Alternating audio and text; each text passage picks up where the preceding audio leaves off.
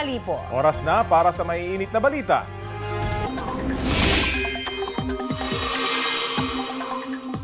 Mga kapuso, patuloy na binabantayan ng Pag-asa ang low pressure area sa may northern Luzon. Tumaas ang tsansa niyang maging bagyo.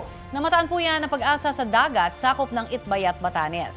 Sa loob po ng 24 oras, posible itong lumakas bilang tropical depression at tatawaging bagyong Auring.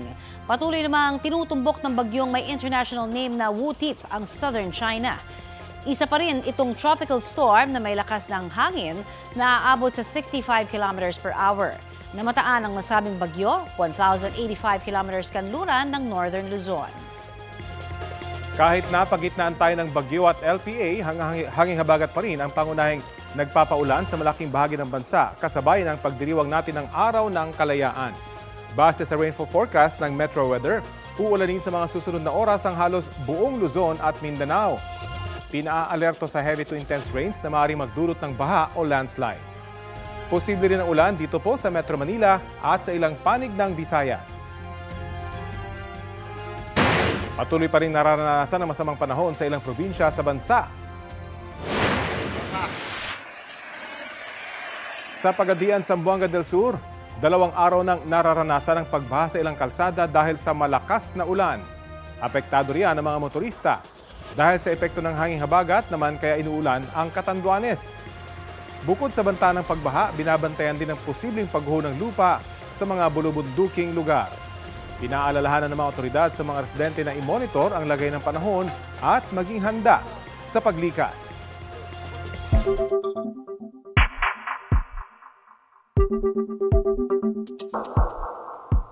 Handang tumalima ang Kamara sa mga requirement ng Senado kasunod ng pagbabalik nito sa kanila ng Articles of Impeachment laban kay Vice President Sara Duterte.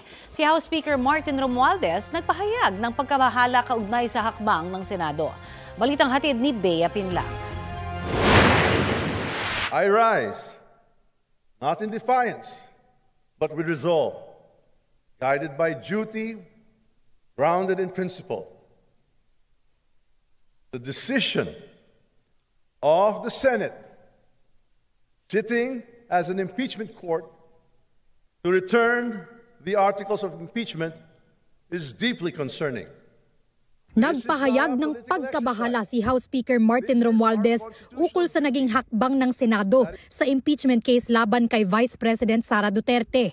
Sinabi niya ito sa huling talumpati niya sa Kamara bago magsara ang 3rd regular session ng 19th Congress. Aniya, hindi lumabag sa konstitusyon ng Kamara sa pagproseso nila ng impeachment complaint. Binigyang diin ni Speaker Romualdez na hindi political exercise ang impeachment case. Bahagi raw ito ng kanilang constitutional duty. Ang pagtitiyak niya, susunod ang Kamara sa mga requirement ng impeachment court. We shall comply with the requirements of the impeachment court. Not to abandon our cause, but to ensure the process continues. Because in matters of truth and accountability, the House does not back down.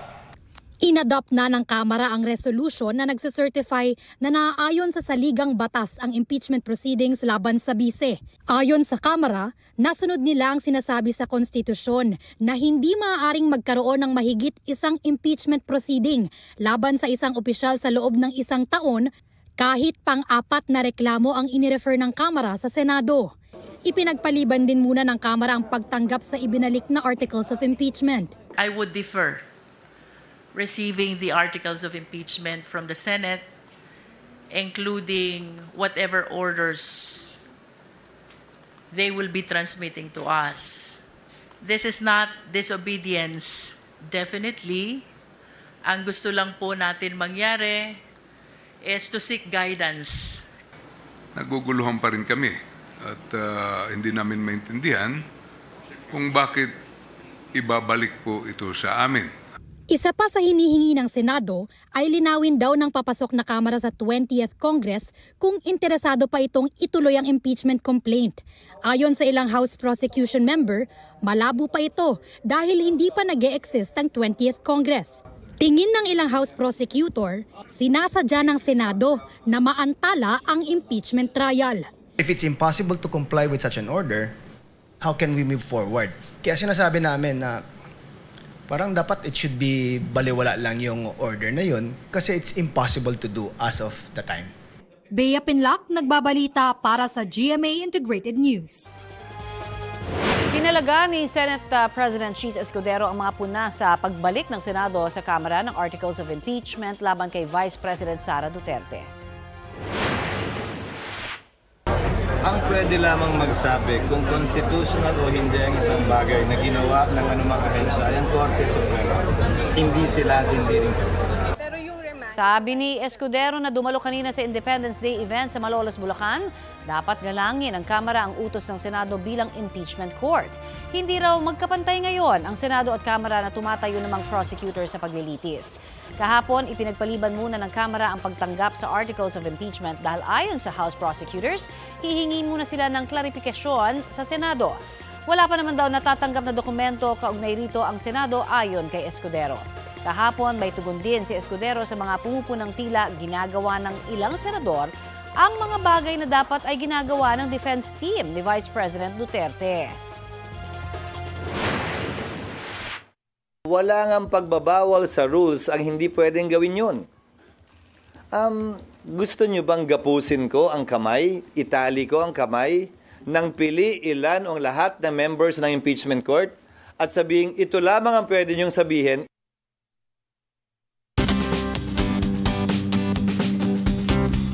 Apat na araw na lang, pasukan na. Price check tayo sa ilang pamilihan na nagtitinda ng iba't ibang school supplies. Gaya na lang sa Baclaran Market sa Parañaque. Mabibili mula 300 hanggang 500 pesos ang school bag. Depende pa yan sa kulay at disenyo na inyong pipiliin. Meron ding leather shoes na 500 pesos at sapatos na goma na nasa 250 pesos hanggang 300 pesos. Nasa 280 hanggang 380 pesos naman ang pantaas na uniforme na panglalaki at pambabae.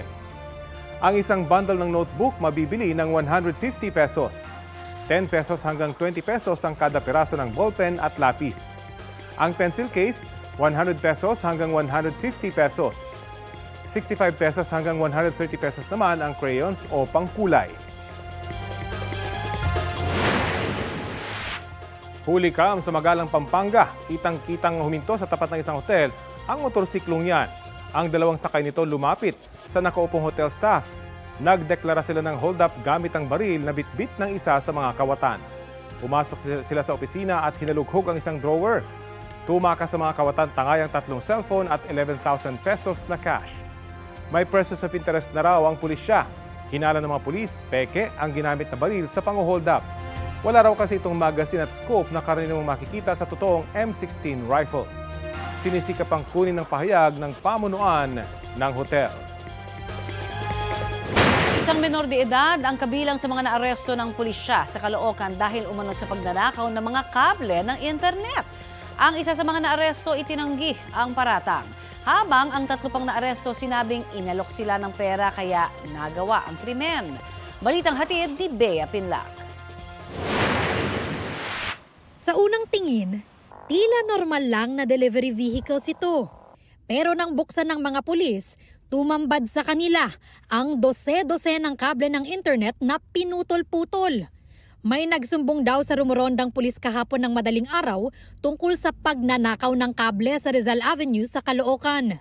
Mayroon daw kumukuha doon ng yung kable doon sa Imbornal na pinutol-putol nila. 6 sila doon. Kinausap pa, na-recover namin yung 2 bolt cutter, lalaki, tsaka lubid kasi hinihilan nila yung palabas. Ayon sa pulisya, halos 200,000 piso ang halaga ng mga ninakaw na kable. Huli ang 6 na suspect, kabilang ang 16 anyos na lalaking itinurn over na ng mga otoridad sa Bahay Pag-asa. Sa kulungan naman ang bagsak ng 5 iba pa, kasama ang 2 driver ng delivery vehicle. Itinanggi ng isang driver na sangkot siya sa krimen. Hindi po totoo yun. Bali, binok po kami. Magdating po sa area na gano'n ganun po pala yung mangyayari. Dami po kami. Ang 3 pang ibang suspect, napadaan lang daw at inalok ng pera kapalit ng pagputol at pagtangay sa mga kable. Alam po namin yung ginagawa pero Napasubo lang po kami dahil sa pangangailangan. Sabi na po sa amin, tumulong lang po kami magbuhat. Tapos, ibigay po nila kami ng pera. Ibigay po kami ng mahalaga ng 100 para kumita raw po kami. Ang utak daw ng pagnanakaw, nakatakas. Inaalam pa ng pulisya kung may kinalaman din ng grupo sa nakawan din ng kable noong Abril. Talaga plinanuhan nila yan. Yun ang isa sa mga sindikato dito sa Caloocan. Habi na ginagawa nila talaga yan. Hindi lang isang beses siguro. Kasi expert kung paano nila putulin, maayos, gano'ng kahaba na kaya nilang dalhin. Mahaharap ang mga suspect sa reklamong theft at paglabag sa Anti-Cable Television and Cable Internet Tapping Act. Bea Pinlac, nagbabalita para sa GMA Integrated News. Ito ang GMA Regional TV News. Mainit na balita mula sa Luzon, hatid ng GMA Regional TV. Inararo ng pickup ang isang waiting shed sa Macalelon, Quezon. Chris, may mga nadamay bang tao? Oni, patay ang isang lalaki na nasa waiting shed ng oras na yon. May 3 ring sugatan. Ligtas naman ang mga sakay ng pickup na dumiretso sa bangin. Ayon sa pulisya, inaantok ang pickup driver bago sumalpok sa waiting shed. Wala pa siyang pahayag. Dumiretso naman sa bahay ang isang truck sa Pagbilao, Quezon. Ayon sa barangay DRRMO, patungong Maynila ang truck na sumalpok sa bahay bandang alas 3 ng umaga kanina. Sugatan ng 4 na nakatira sa loob ng bahay na natutulog daw noong oras na yon. Ligtas naman ang truck driver at kanyang pahinante. Posible raw na nakatulog ang truck driver. Wala rin siyang pahayag. Samantala, mahigit 600,000 pisong halaga ng vape products ang nasabat mula sa isang social media personality sa Baguio City. Batay sa investigasyon, wala siyang permit to sell o kaukulang dokumento para magbenta ng vape. Natuntun siya ng mga otoridad matapos mag-post sa social media na naghahanap siya ng dealer o reseller sa lungsod. Kumpiskado sa operasyon ang mahigit sa 600 piraso ng vape at halos 200 baterya ng vape.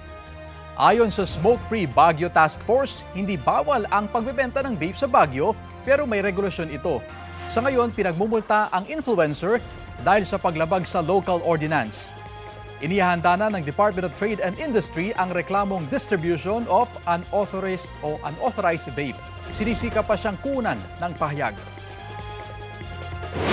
Ginugunita ngayong araw ang ika-127 anibersaryo ng Araw ng Kalayaan. Si Pangulong Bongbong Marcos dumalo sa selebrasyon sa Maynila. May ulat on the spot si Ian Cruz. Ian? Yes, Rafi, pinangunahan nga ni Pangulong Bongbong Marcos ang pagdiriwang ng ika-127 Araw ng Kalayaan.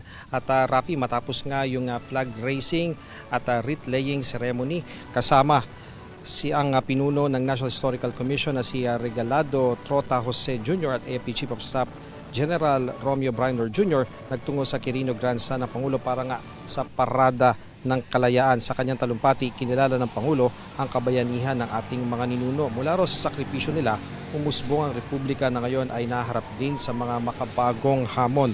Hindi raw kasalanan o mali ang magbigay ng opinyon o kritisismo, bagkus ay nagbibigay buhay at kinang daw ito sa ating demokrasya. Hamon niya, ipagpatuloy na ipaglaban ang kasarinlan dahil ang kalayaan hindi naman basta ibinigay sa atin. May banta raw sa kalayaan sa paglaganap ng fake news, misinformation at herd mentality na bumubura sa ating pamumuhay, kultura at value system. Tinawag niyang salot ng kalayaan ang mga kasinungalingan, walang katotohanan ng balita at maling impormasyon. Ang tunay raw na kalaban ay ang kahirapan, presyo ng pagkain, mahal na kuryente at iba pa. Kaya dapat daw itong tapatan ng maganda, mabilis na serbisyo sa mga mamamayan at iwas to ang pagkukulang. Papanagutin din daw hindi lang ang mga umaabuso sa tungkulin kundi pati ang mga nagkukulang sa paglilingkod. Samantala, Rafi, tampok naman sa parada ng kalayaan ang mga kadete, mga sundalo, pulis, mga tropa ng Coast Guard at iba pa. Ipinakita rin ng ilan sa mga asset ng ating sandatahang lakas at kapulisan. Tampok din sa parada ang mga karosa at pagtatangahal ng mga mahalagang pangyayari sa ating kasaysayan patungo sa kasarinlan. Makulay din ang mga tampok ng mga festival performance mula sa iba't ibang panig ng bansa. Kasabay ng pagdiriwang dito sa Maynila, nagkaroon din ng sabayang flag raising at wreath laying ceremonies sa iba't ibang panig ng bansa. May selebrasyon din sa 28 museo ng National Historical Commission sa buong bansa, mga LGU, gayon din sa iba't ibang embahada ng Pilipinas sa iba't ibang mga bansa. Rafi, sa kasalukuyan ay umuulan dito sa Luneta pero tuloy-tuloy pa rin ang pagdating ng ating mga kababayan para bumisita dito ngayong araw ng Kalayaan. Balik sa iyo, Rafi. Maraming salamat, Ian Cruz. O sa mga suki naman ng MRT at LRT, samantalahin na po ang libreng sakay ngayong Independence Day. Nagsimula po yan kaninang 7 a.m. hanggang 9 a.m. at mauulit mamayang 5 p.m. hanggang 7 p.m. Epektibo po yan sa lahat ng istasyon ng tren ng MRT3, LRT1 at LRT2. Ang libreng sakay ay bilang pakikiisa sa pagdiriwang ng ika-127 anibersaryo ng Araw ng Kalayaan.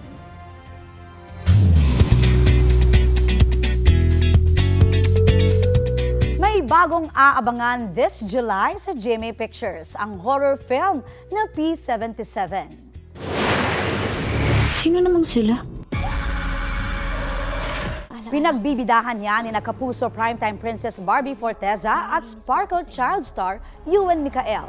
Sa teaser ng pelikula, ipinakilala ang character ni Barbie na isang cleaner sa isang penthouse. Kabilang din sa cast ng pelikula ang mga veteranong aktres na sina Gina Pareño at Jackie Lu Blanco. Mapapanood na ang P77 sa mga sinihan sa July 30.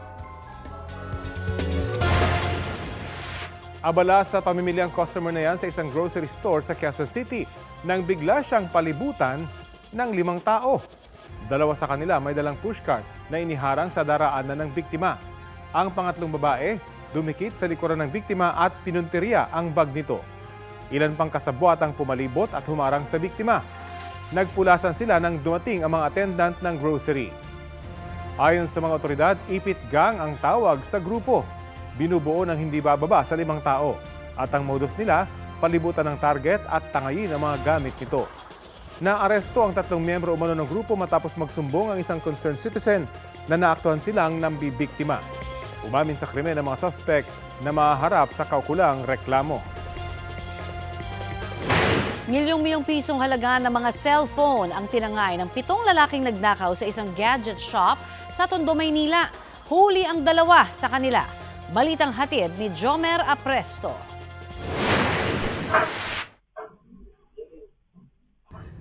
Pinasok ng 5 lalaki ang isang tindahan ng gadget sa Tondo, Maynila. Ang 2 iba pa naiwan sa labas. Sa loob lamang ng 3 minuto, nalimas ng grupo ang mahigit sa 300 cellphone na aabot sa mahigit 5 milyong piso ang halaga. Sa kuhang ito, makikita na ikinakarga nila ang mga tinangay na gadget sa isang tok-tok at tumakas kasama ang 2 lalaki na nakasakay sa isang motorsiklo. Maya-maya, sakto namang may mga pulis na dumaan sa lugar at napansing bukas ang tindahan ng gadget. Agad nilang tinawag ang barangay at may-ari kaya natuklasan ang pagnanakaw. Masasabi po natin na yung physical security po nung tindahan ay talagang mahina. Na bolt cutter po nila agad yung mga padlock. Nabuksan po nila agad yung glass door, which is dapat po nakasara, nakapadlock, pero hindi po nakapadlock. Agad natukoy ang pagkakakilanlan ng isa sa mga nanloob dahil sa naiwan niyang bag na naglalaman ng isang barangay certificate mula sa barangay Baclaran. Nakipag-ugnayan ng MPD sa Parañaque Police Station kaya nahuli ang isa sa mga sospek. Itinuro niya ang isa niyang kasama na nahuli naman sa isang motel. Yung nakaiwan po ng barangay certificate po niya, ay nahuli po siya ng dati po niyang arresting officer na patroller po ng Baclaran Police Substation. Talaga pong mabilis po yung pag-dispose po nila nung ninakaw nila.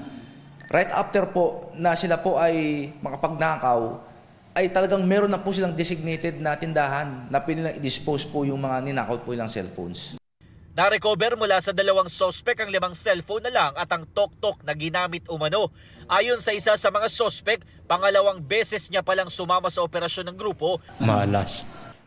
Nakalimutan tanggalin sa bag ko eh. Nag-ooperate din daw sila sa iba't ibang lugar tulad ng Pampanga kung saan natangay nila noon ang mahigit sa 100 cellphone. Itinanggi naman ang isa pang sospek na kasama siya sa grupo. Napagbintangan lang daw siya Sinampahan na sila ng reklamong robbery.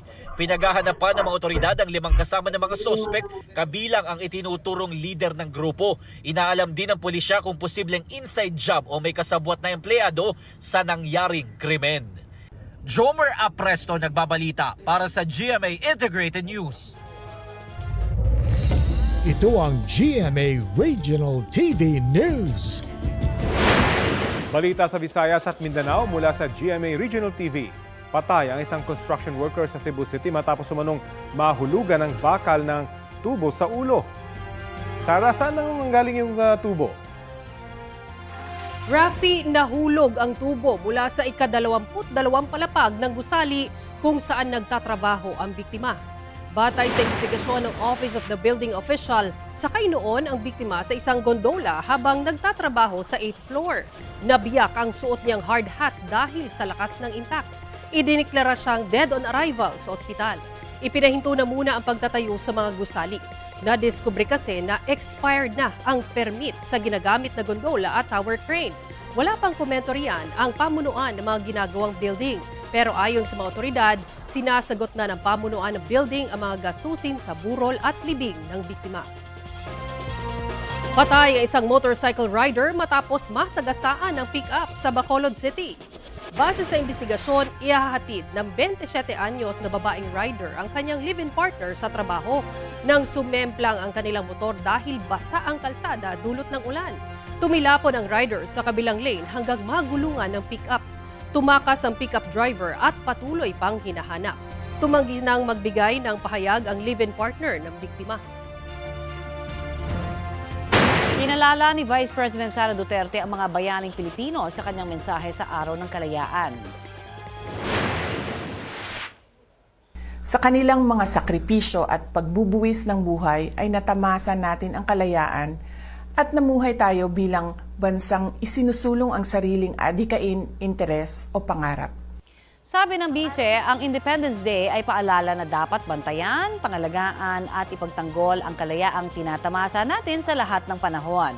Dapat din anyang alalahanin ang mga pagsubok na hinaharap ng ating bansa. Kabilang daw sa mga hamon sa ating kalayaan, ang katiwalian sa gobyerno, laganap na droga, problema sa edukasyon, kahirapan at gutom. Sabi ng bise, hindi tayo lumaya para lang masadlak sa ganyang mga problema. Nasa Kuala Lumpur, Malaysia ang bise ngayon para gunitain ang Araw ng Kalayaan kasama ang mga OFW doon.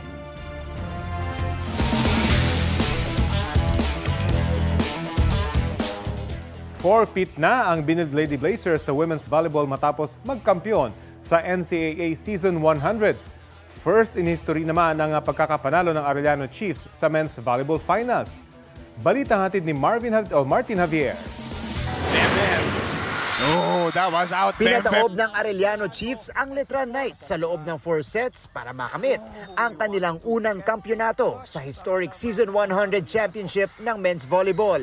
Sa pangunguna ng kanilang setter na si Adi Villados, ipinagpag ng Chiefs ang pagkatalo sa first set at umabante sa 3 sumunod na set para kunin ang championship. Ang kanilang team captain na si Carl Berdal, ang hinirang na finals MVP. At first-year head coach naman na si Carl Brian Vitug ang coach of the year. Sa women's division naman, nakumpleto ng Benilde Lady Blazers ang 4-peat o ika-4 na sunod na championship.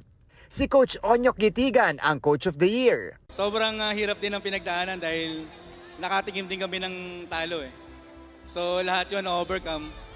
And yun nga, dahil nga double round robin siya, nakapag-adjust kami. May mga bago eh. So nag-step up sila and deserve nila talaga to. Si Mike Go ang pinangalan ng Finals MVP at Season MVP para sa Season 100. Yung Finals MVP award ko naman po, lahat naman po kami nagtrabaho dito para din naman po to sa mga teammates ko. Dumalo sa awarding ang mga miyembro ng NCAA Management Committee at Policy Board. At si Senior Vice President and Head of GMA Integrated News, Regional TV and Synergy, Sir Oliver Victor B. Amoroso. Martin Javier, nagbabalita para sa GMA Integrated News.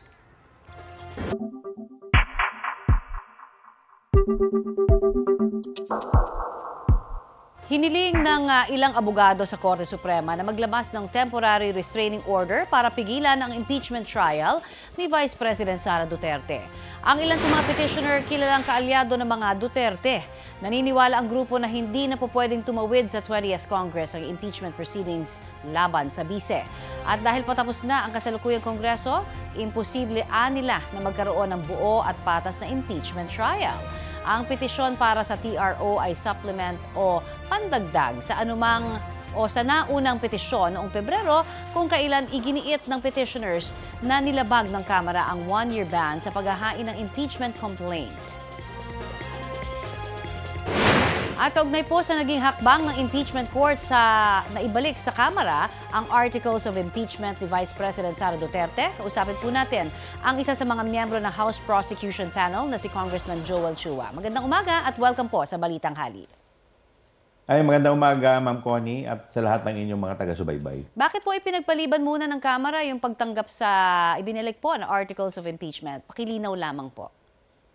Unang-una kami po ay humihingi ng clarificatory sa ating kagalang-galang na mga hukom, senator, judges, kung ano po yung kanilang talagang nais. No? So sa amin naman po ay ito ay paglilinaw lamang. So ito pong amin pong paniniwala, siguro may mga ilang bagay po lamang kami na nais linawin. Hindi ba ho lalo maantala yung impeachment proceedings sa ganito? Kung tinanggap po namin yung, ito po, kanya-kanya po kasi kami ng pananaw, no? Kung tinanggap po namin yung kanilang ninanais, di parang tinasabi po namin na tama po yung kanilang ginagawa.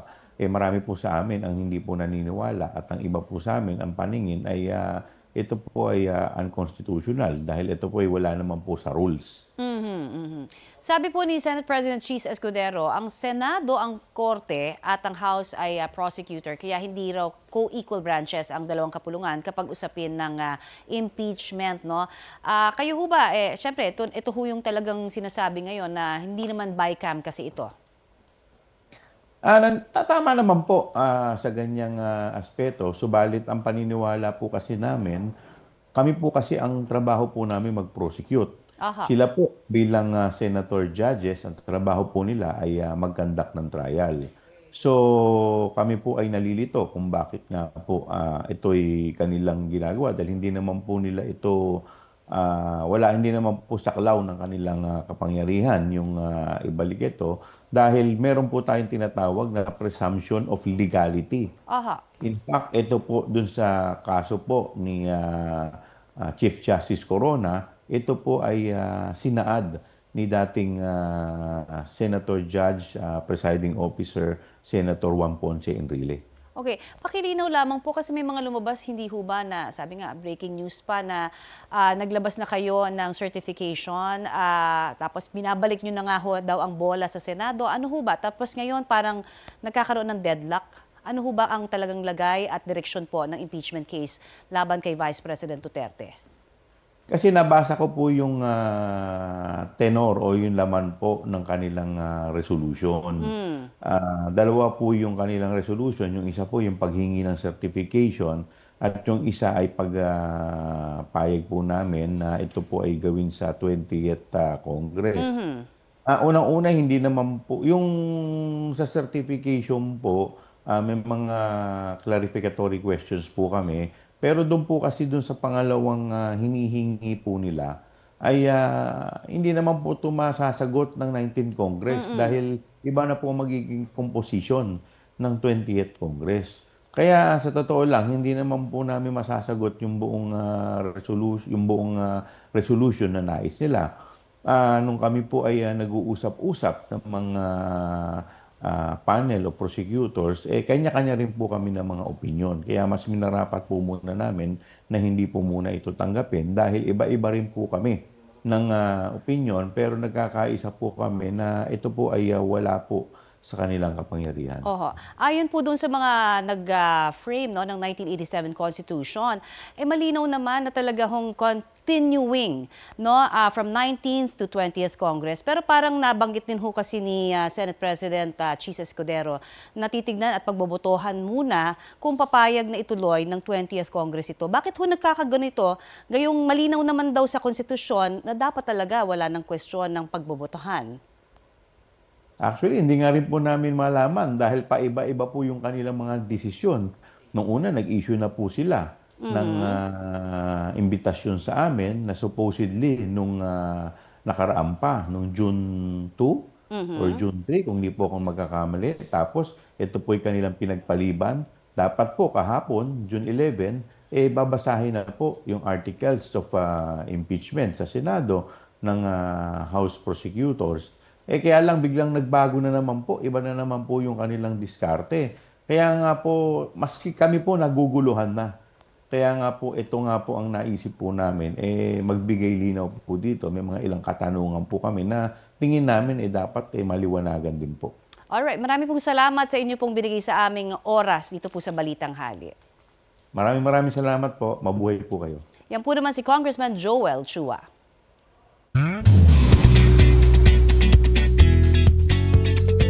Finale week na ng Lolong Pangil ng Maynila kaya itinodo pa ang mga dagdag na karakter sa pagpasok ni Rufa May Quinto. Hi Ate Jean, pwede bang pa-encash sa e-cash ng 10 puk-puk-puk? Gina G sa pagganap si Rufa May as GG na isang call center agent na na-hold up matapos magpa-encash ng sahod. Ang twist ni Kuyang Holdapper, hindi lang pera ang pakay niya, kundi pati ang mga suot ni GG. To the rescue naman dyan si Badong na role ni Ketchup Eusebio. Mga kapuso, huling 2 gabi na ng Lolong Pangil ng Maynila. Mapapanood yan 8 p.m. sa GMA Prime at Kapuso Stream. 9:45 p.m. naman ang delayed telecast sa GTV.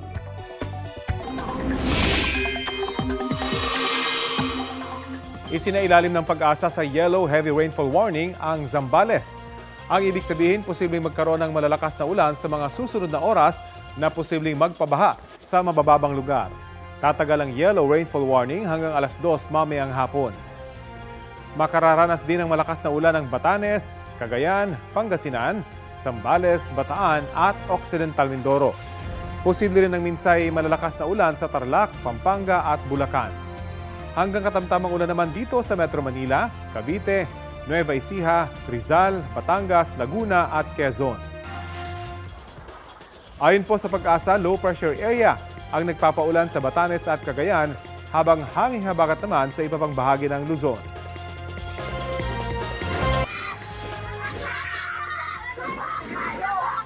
Huli kam, ang sabunutan na yan ng mga kabataang yan sa labas ng isang kainan sa Barangay Poblasyon sa Barotac, Nuevo, Iloilo. Nagbatuhan din ng mga plato at mangkok ang mga sangkot sa insidente. Batay po sa investigasyon, ugat ng gulo ang pinag-aawayang lalaki ng 2 sa mga sangkot. Naawat sila matapos rumisponde ang mga otoridad. Dinala po sila sa barangay at doon ay nagkaareglo. Sugot na naman sa insidente ang isang lalaking nakatayo lang malapit sa lugar matapos tamaan ng plato sa mukha. Nadala rin naman ho siya sa ospital. Plano niyang magsampa ng reklamo laban sa mga kabataan. Pinagbabayad din sila ng may-ari ng kainan para sa mga nasirang gamit. Walang pahayag ang mga kabataang sangkot sa insidente. Sugatan ng isang driver matapos mabagsakan ng tipak ng semento ang kanyang sasakyan sa NAIA Expressway sa Parañaque. Balitang hatid ni Jamie Santos. Sa tindi ng sinapit ng SUV na ito matapos mabagsakan ng mga tipak ng semento mula sa NAIA Expressway sa Barangay Tambo, Parañaque City, hindi mo aakalaing makakaligtas ang driver nito. Basag ang windshield at nayupi ang bahagi ng hood at bubong ng sasakyan. Binabagtas ng SUV ang kahabaan ng Mia Road nang biglang bumagsak ang sementong nagdurugtong sa biga ng expressway. Agad namang rumesponde ang rescue team ng Barangay Tambo para bigyan ng paunang lunas ang biktima. Kwento ng ilang saksi mula sa kalapit na establisimento, nakarinig sila ng malakas na kalabog mula sa labas. Yung kotse po nakita po na namin nalaglagan na po ng semento po. At tapos yung nakita po na namin yung lalaki po na yung driver po, yung naano lang po yung ulo niya pero parang na-trauma po siya.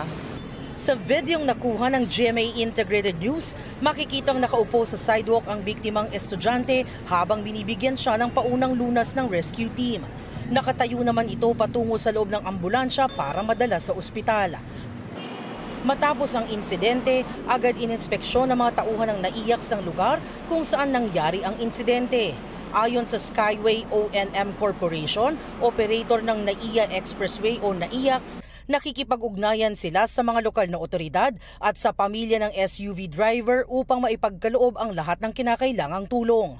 Bagaman ito raw ay tila isang hiwalay at bihirang pangyayari, nagsasagawa na ng masusing inspeksyon ang kanilang maintenance team upang matiyak na walang iba pang panganib sa buong bahagi ng NAIACS Carriageway. Sineseryoso raw nila ang insidenteng ito at sila raw ay nakatuon sa pagpapanatili ng kaligtasan ng lahat ng gumagamit ng kanilang kalsada. Jamie Santos, nagbabalita para sa GMA Integrated News. May mga job fair po ngayon sa buong bansa para sa Araw ng Kalayaan. Kaya kamustahin na po natin ang sitwasyon sa isa sa mga yan. Sa ulat on the spot ni Darlene Kai. Darlene! Connie, marami na yung tao dito sa job fair ng DMW, Department of Migrant Workers. Dito po yan sa isang mall sa Ortigas.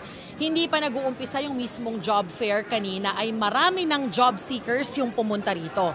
Ayon sa DMW, may 3,630 na job orders dito ngayong araw mula sa 10 participating job recruitment agencies patungo sa 16 na bansa. Yan ay sa Saudi Arabia, USA, Japan, Poland, Austria, UK, Indonesia, Australia, UAE, Germany, Macau, British Virgin Islands, Lithuania, Guam, Papua New Guinea at Slovakia.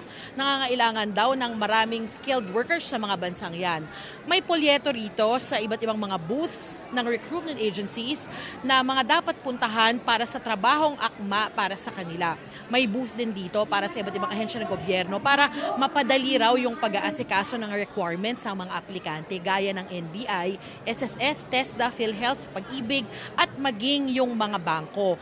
Yung nakausap naming mga aplikante, merong mga first-time OFWs, may dating OFWs pero gusto uling mga ibang bansa. Pero meron ding mga OFWs na sa kasalukuyan pero gusto ng iba o mas magandang oportunidad.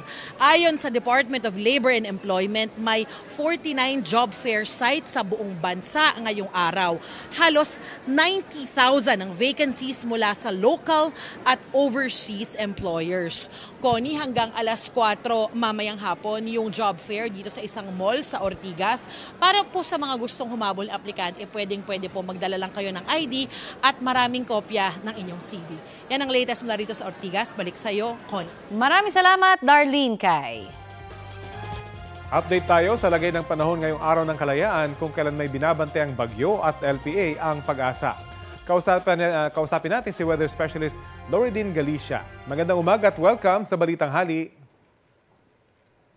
Magandang umaga din Sir Rafi at sa lahat po ng ating mga kababayan. Opo, ano pong direksyong tinatahak ng binabante ang low pressure area? Well, sa ngayon, nasa karagatan na po ito ng Itbayat, Batanes. Generally ay northwestward yung kanyang movement. Pero sa ngayon, nananatiling high chance po yung kanyang chance po nito na ma-develop into a tropical depression o bagyo within the next 24 hours. So we're closely monitoring this weather disturbance. Pag lumakas po ito at maging bagyo, ano po yung magiging epekto nito dito sa area? We're expecting po na posible ang raising of signal number 1 sa lalawigan po ng Batanes kapag naging bagyo ito. Okay. Bukod po sa Batanes, ano yung mga direkta maapektuhan nitong low pressure area? Nakikita po natin, extreme northern Luzon lang po talaga yung posibleng magkaroon ng direct effect nitong low pressure area na posibleng maging bagyo. So we're seeing na possible po ang raising of signal number 1 over Batanes province. Patuloy po yung mga pagbaha sa ilang bahagi ng Mindanao gaya po sa Pagadian, Zamboanga del Sur na 2 araw nang binabaha. Ano po yung nakakaapekto rito? Sa mga nakaraang araw ay direkta pong naapektuhan yung mga lugar po sa ilang bahagi ng Mindanao ng southwest monsoon o habagat. Pero sa ngayon, improved weather naman na po ang nararanasan ng malaking bahagi ng Mindanao dahil hindi na po ito naapektuhan ngayon ng southwest monsoon for now. And including yung ilang lugar sa Visayas, improving weather na rin po ang ating inaasahan. Good news po yan. Maraming salamat, Pag-asa Weather Specialist Loredine Galicia.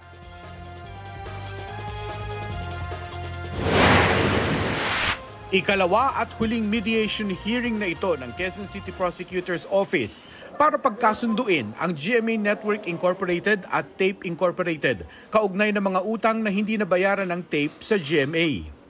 Nag-alok daw na magbayad ang TAPE Incorporated pero bigo ang negosasyon sa kung magkano ang handa nitong ibayad. Unfortunately, hindi siya sufficient for us to accept the offer of TAPE and how much they will be paying a settlement of all their liability to GMA.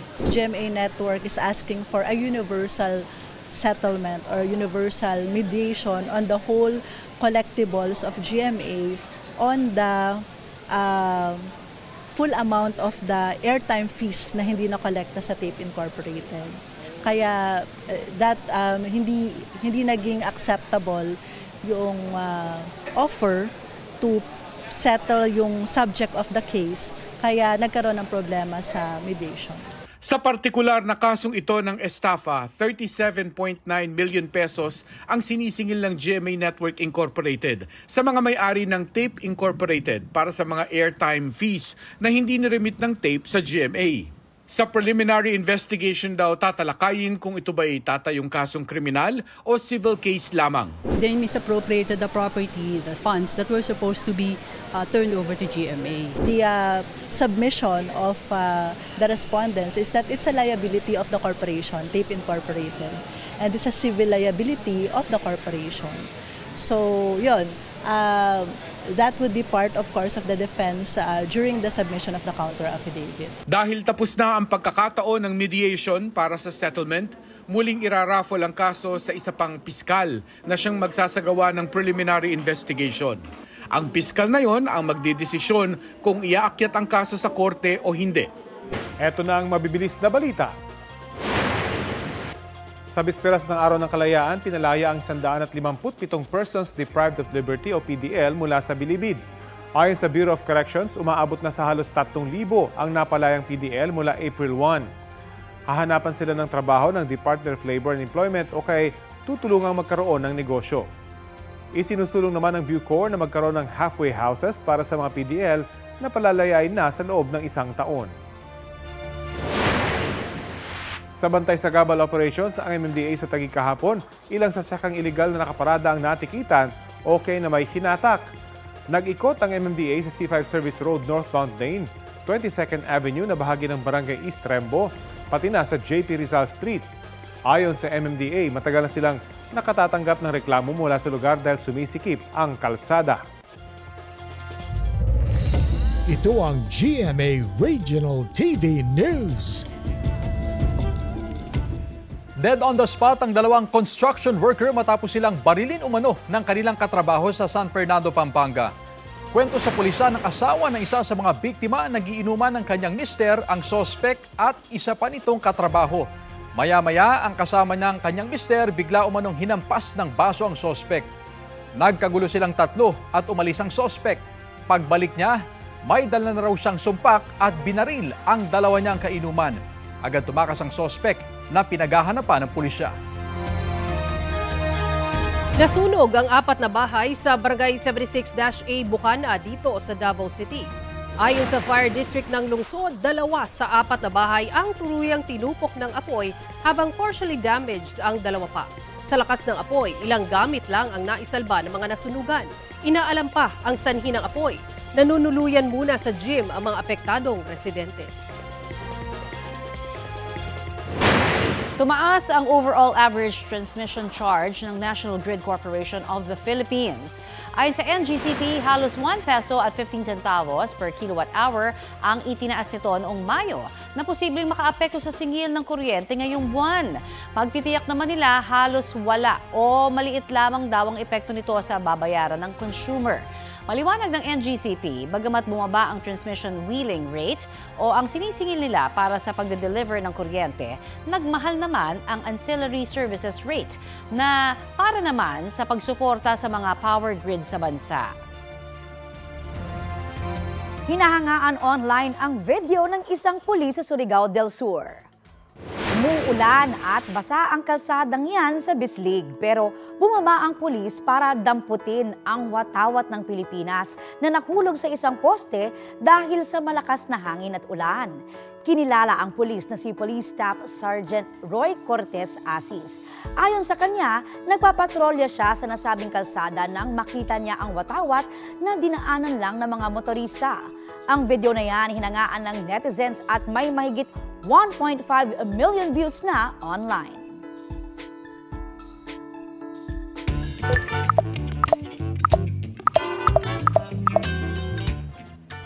Siyempre, topic natin saan sabi ang kalayaan.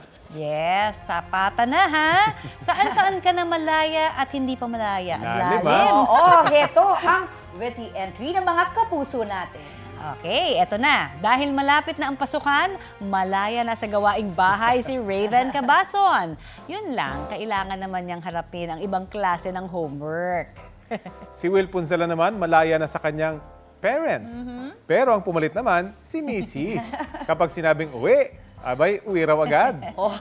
At ang sabi naman ni Luis Amigo, malaya na sa kanya pero hindi sa mga iniwan niyang alaala. Wow. Grabe ang hugot ni Luis. At si Kuya Ronald naman, hindi pa raw malaya sa mga utang dahil uulit pa. Naku, maraming ganyan. Ganyan din si Kuya Rich, di ba? Alam niyang pero alam nga niya makakaraos din, basta samahan daw ng sipag. Ayun. Ay, naku, ang daming hugot. Ang daming hugot talaga. Ako hindi pa malaya sa pagbabayad ng tuition. Pero okay na. Ayun. So, papalayain na rin namin po kayo dahil tapos na tayo. Ito po ang Balitang Hali. Bahagi kami ng mas malaking misyon. Ako po si Connie Season. Rafi Tima po. Kasama niyo rin po ako, Aubrey Carampel. Para sa mas malawak na paglilingkod sa bayan. Mula sa GMA Integrated News, ang News Authority ng Filipino.